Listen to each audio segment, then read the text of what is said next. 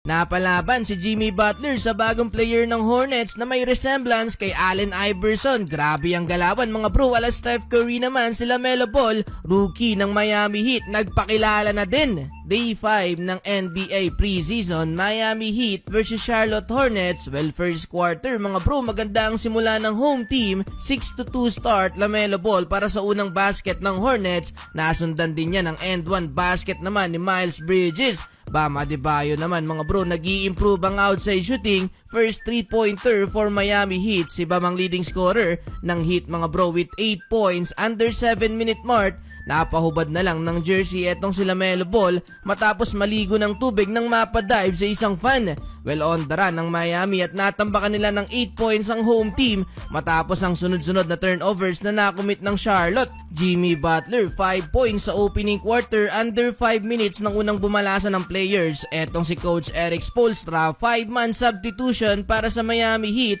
Pero after ilabas ang first 5 ng Heat, dito naman nakabawi ang Charlotte. Solid ang galawan neto ni Treyman mga bro, galing magdala ng bola at hanip din gumawa ng tira. May swag pang mala Allen Iverson. Takeover mode na din si LaMelo Ball kung saan tatlong magkakasunod na 3 points ang naipasok ng star player ng Hornets. Napatayo pa ng matagal nang maipasok tong tres mga bro. Well, dahil sa 12-2 run ng Hornets, nakalamang pa sila sa pagtatapos ng first quarter, 31-28.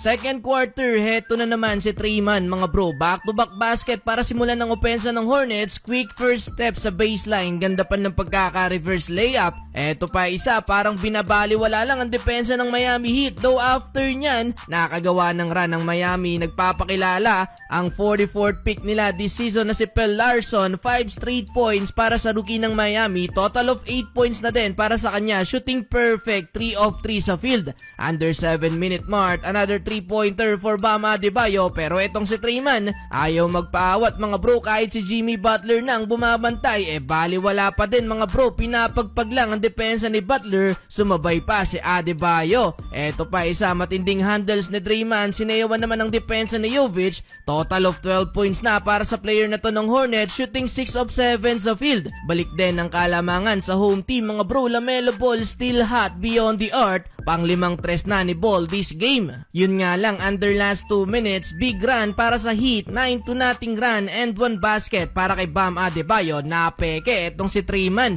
5 straight points naman para kay Nikola Jovic, pero pumahabol pa ng huling basket etong si Treyman. Spin cycle move kontra kay Jimmy Butler. End of first half mga bro, lamang ng 4 ang Miami Heat, 62-58. Entering the third quarter, pahinga na ang starting 5 ng Heat habang pinaglaro pa sa kabila si LaMelo Ball na nakapagtala ulit ng 3 points. Though under 6 minutes, pahinga na din si LaMelo Ball. 24 points in total with 5 rebounds, 5 assists, shooting 50% beyond the arc. Butler 11 points, Adebayo 12 points.